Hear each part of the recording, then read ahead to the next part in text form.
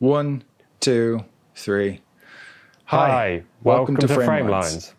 See, that sounded spot on to me.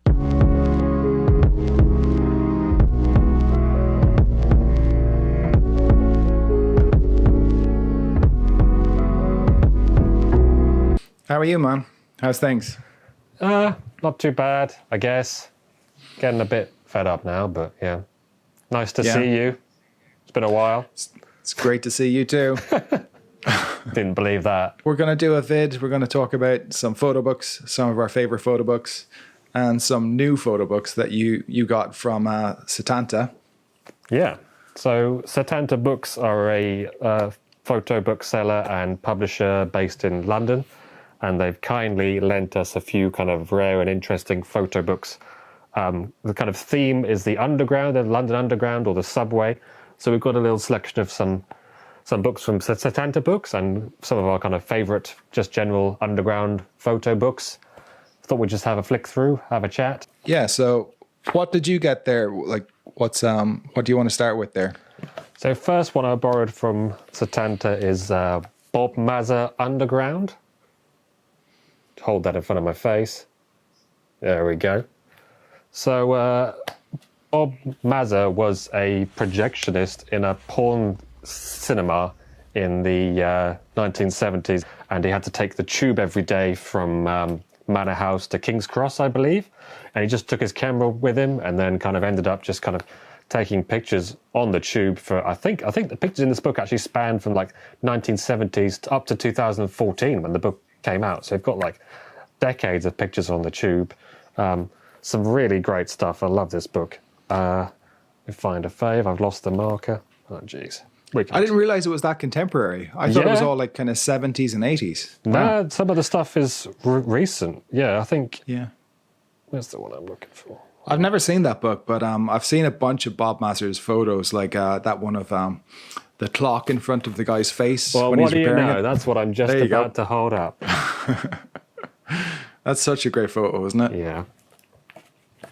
He's very your kind of style, I think, isn't he? He's very, it's a sense of humor about them. Love this one. There's a guy with like the kind of, it's like a nice kind of bit of humor and the whole, I always mean to go to this station, but I can't remember where it is. It's the one where it kind of like splits into two with the stairs coming down. You seen that one? You probably can't even see it. I can't really see it that well. I forget which one it is. There's also a really great video interview with Bob Mazzer on Lens Culture's website. It's on YouTube as well, so I'll put a link down in the description to that as well, because he talks a bit more in depth about the pictures in this book as well. And also in this book, you'll notice there's quite a lot of people like smoking, and then in this picture in particular, there's cigarette butts just actually on the floor of the subway, of the tube even. Sorry, got mixed up. So, I mean, that's something that you obviously can't smoke on the tube anymore, so that's kind of a nice kind of documentation of that. Oh, there we go. Different time. Yeah, it looks filthy, doesn't it? Yeah, it looks horrible. I think in his interview with Lens Culture, he does touch on the fact that TFL haven't really ever shown any interest in these pictures just because he thinks like they don't quite portray the tube as they'd want it to be seen, kind of thing. But yeah, another one of a woman lighting a cigarette on the tube. That's crazy, isn't it? Yeah. Amazing. Can you imagine what it smelled like, the tube back then? Just people smoking constantly and like all that air going back from carriage to carriage. I mean, it has a distinct smell now, like kind of like hot, stale air, but with the cigarettes as well, I can't even imagine. Maybe it's better. Maybe the cigarettes just mask all the body odor and everything. Maybe it's a good thing. It's funny how kind of, I don't want to say gritty, but it is kind of gritty and kind of sleazy almost. And knowing his background as a projectionist. So kind of like, did he bring that to the photos, I wonder? Or was it just like that? Yeah, it just doesn't look anything like how it looks now to me in any way. Yeah, we shouldn't have to give this one back to Setanta Books, actually. That kind of reminds me of this book I have here, which is a collection of Mike Goldwater's photographs of the London Underground between 1970 and 1980. It's by Hoxton Mini Press. It's book number 6 in the Hoxton Mini Press Vintage Britain series, which also has work by Shirley Baker, who's really good, so I'd recommend checking out that full series. So Mike Goldwater grew up in North London, pretty close to where I live, so a lot of these kind of lines and stations are familiar to me. He photographed the tube for about a decade, sometimes hopping on with no destination and just switching lines over and over, just kind of looking for interactions or something compelling to photograph, just spending hours in the underground. So he finished the work in the 1980s and then went on to form Network Photographers Photo Agency with a bunch of other photographers, including Barry Lewis, who also has a Hoxton Mini Press book in the Vintage Britain series about Butlin's holiday camp in the 1980s. So this is one of my favorite photos in the book. It's taken in Baker Street in 1978. I like how delicately her hand is pressed against the frame. I like how the light is just catching her finger. I like the light on her face and her expression and how kind of intensely she's into picking out the right book. I love all the commuters in the background, just setting the scene. But yeah, just overall, I just like the kind of gentleness of the photo. It's not kind of a big grand gesture or anything. It's just this kind of inconsequential moment, but I like it. I also love this one, which kind of reminds me of a Sergio Lorraine photo. But, you know, I like the shutter speed. I like the fact that he's just kind of caught thinking right in the middle of the frame. This one I love, just the kind of contrast between this poor guy and John Travolta and Olivia Newton-John in the background in the poster, like two different worlds. Yeah, I really like that book. I like the Hoxton London Underground 1970-1980 by Mike Goldwater. They're such a great publisher. So Setanta Books have also kindly lent us this signed first edition of Subway by Bruce Davidson, which I think is probably the most well-known photo book from the kind of tube or underground that I'm aware of. So Bruce Davidson went down to the New York subway in the 80s and shot a project. He shot it all on Kodachrome, I think, using a flash. So the whole book has this really like saturated colours and really kind of like garish, like harsh feel, which I think really adds to the whole thing. I love this book. You've got this as well, haven't you? Yeah. I can't believe I can't believe how brave he was to use flash on the subway in the 80s in New York. I mean, New York in the 80s was notoriously like the kind of roughest time in its history. Wasn't it? It was really not a safe place to live. Yeah, I think. before they cleaned up. So that's kind of one of my favourite. You can see just the kind of like sunset in the background looks amazing. Look at that, and then the whole just to give you an idea of what the carriages look like, just kind of graffiti everywhere. Yeah, it's so grubby. But, I love that one on the right because it looks like, I'd say that was taken with a flash, but it looks like he just caught the top of her head with the flash maybe? Or do you think it was natural light coming in? I don't know if it's the lighting in the carriage just lighting her, but or really weak, I don't know. But yeah, that's just the eye contact as well. That's the thing with kind of taking pictures on the tube is kind of there's nowhere to escape. Sometimes you do end up with people just staring right at you, don't you? And then, especially if you're shooting that wide and you're that close. Have you ever seen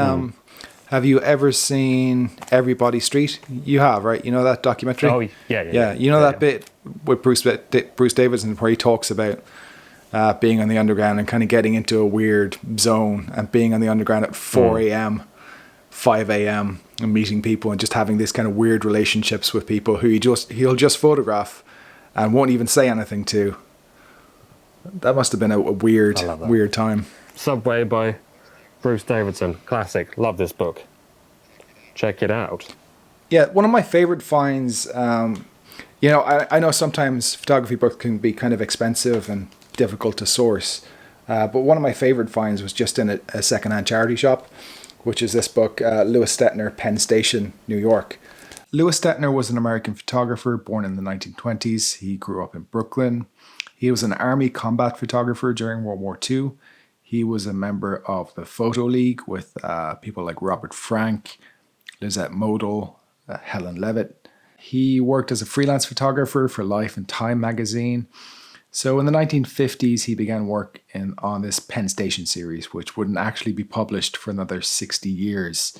Life magazine at the time thought it wasn't very kind of newsworthy, so Lewis sidelined it and moved on to other work. What I love about this book is that you have this kind of one aspect, which is the history of Penn Station. which used to be this incredibly important architectural landmark. It was the size of a city block. And then in 1963, it was completely demolished.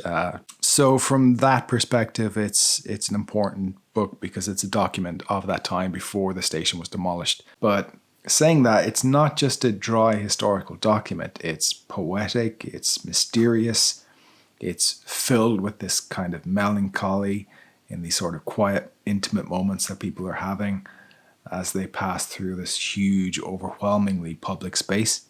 And that's something that really interests me about street photography, and is finding those moments of intimacy in public spaces. And this photo here, for example, the composition alone is just incredible. But then you also have the distance between these two figures, her expression, the light, the contrast. Everything about this is incredible. This is a miracle of a photo, I think. There's so much good stuff in this, but it's all like a lot of it's very kind of weird and abstract, almost. I take it he didn't know at the time that it was going to get knocked down and rebuilt. No, it's funny how that happens though. Like I never really considered when I was taking photos that a place might disappear forever. Like I've taken that Nero in Green Park, that cafe Nero. It's the same thing. Penn Station, Nero. Look. That's a historical landmark, that Nero. Thank God you documented that Cafe Nero. Though, it was a lovely cafe. It did. No, it's kind of funny. It's kind of funny how places just disappear because you're never prepared for it. Like we have no idea how long a place is going to stick around. So then suddenly you'll go out one day and that place is gone forever.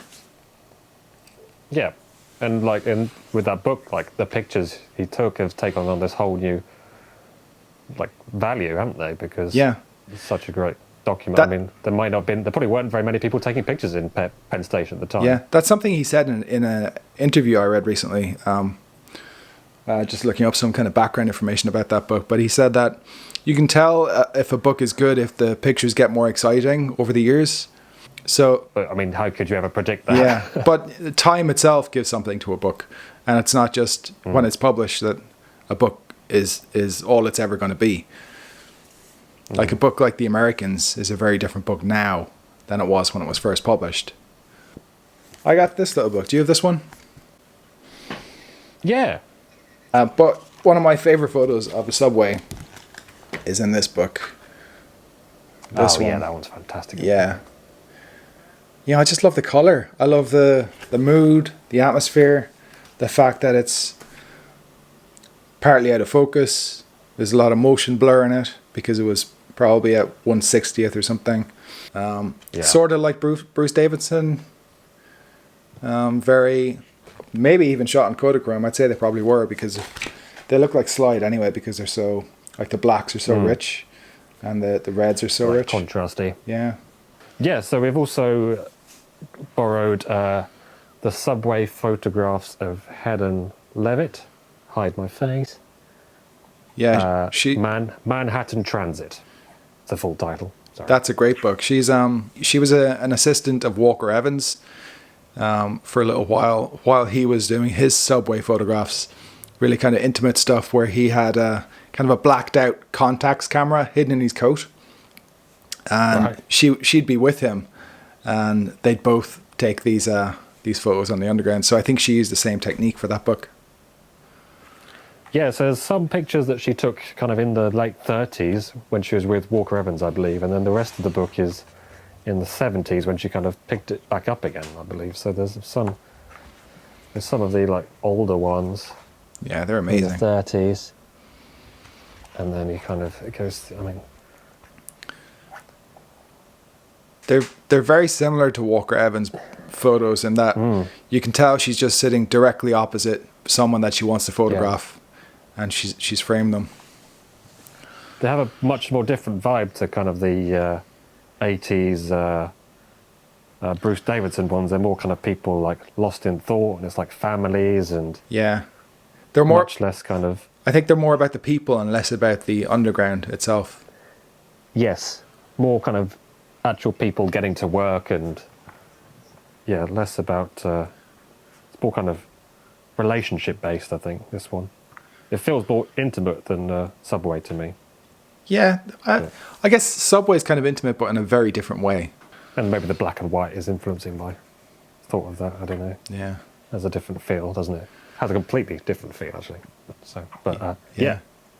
This is another great book. Haddon Levitt, Manhattan Transit. Have you been on the Paris Metro? Yeah. Have you taken photographs on it? 2. Yeah, it's a bit more difficult to shoot in the underground over there, isn't it? Just difficult in Paris in general. I used to go to Paris like twice a year just for, me and Rose went on a honeymoon, and I went for work occasionally. But I get shouted at all the time taking pictures. Yeah. I don't know. So Me too. Even from just people people across the street. I'm not even taking their picture, so. Yeah. Yeah, I kind of I'm a bit too scared on the train. Well, the laws are different over there. Like I don't think it's legal to take a photograph of someone on the Paris Metro and then publish that photograph. I think maybe you can take the photograph if it's for personal use, but you can't publish it, which is a shame because one of my favorite photographs on the Metro is by Robert DOISNEAU, who took this photo of his friends Marc and Christiane Chevalier in 1953, and it's kind of a series of photographs, and he follows them on their way to a fairground, and some of the photographs are on the underground, and this one in particular I love, just the depth of field and their expressions, like the expression on his face is kind of interesting. Nice. Yeah, that's one of my favorite photos in the Metro. I tried taking some photos over there, but just felt very uncomfortable doing it, even though it's a very interesting place to photograph, I think. Well, the lights, some of the stations are amazing, aren't they? They've got those kind of like big bulb lights bending over, and they're kind of white tiles on the wall. Yeah, and you have those double-decker... Looks great. Those double-decker trains. Oh, yeah. And that kind of reminds me of Christophe Agou, who was a French photographer, and he photographed in the subway in New York. He took a lot of photographs. He lived in New York, and he took a lot of photographs around New York City, but his first book is called Life Below, which is a really amazing book, which is still available, easy to pick up if you're interested. And like some of these photos here are just incredible.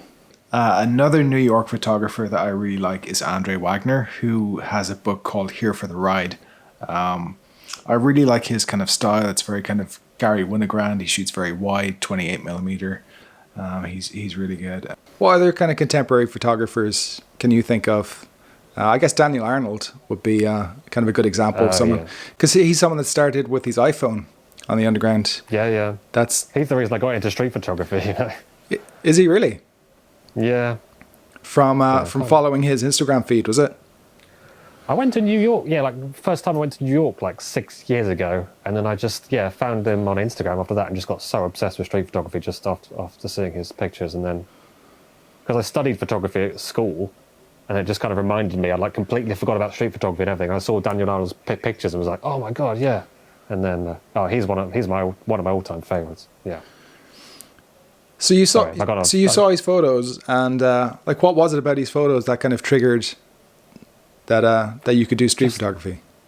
Just the kind of, I didn't know it could be like as funny as that. I remember doing it when I was at college or at school or whatever, and like seeing, it just hadn't ever clicked to me that it was still going on. I almost missed this whole time period of it, and just seeing like his output is just, it's so motivating. Just seeing on the days where you're like, oh, maybe I can't be bothered to go take pictures today, and then you're like, how much time does Daniel Arnold spend out there to get these pictures? Yeah, I remember seeing early videos of him. Oh yeah, just we're geeking out a bit too much now. It's a bit embarrassing. I think at the end, just cut to you, and you can wrap it up however you want. However I want. Yeah? So if anyone made it this far, thank you for sticking it out. Thanks again to Keith at Setanta Books for lending us the books. So we'll leave a link to his website down below. Hope you enjoyed it. Please remember to like and subscribe, and more videos coming up soon. And see you in the... Goodbye!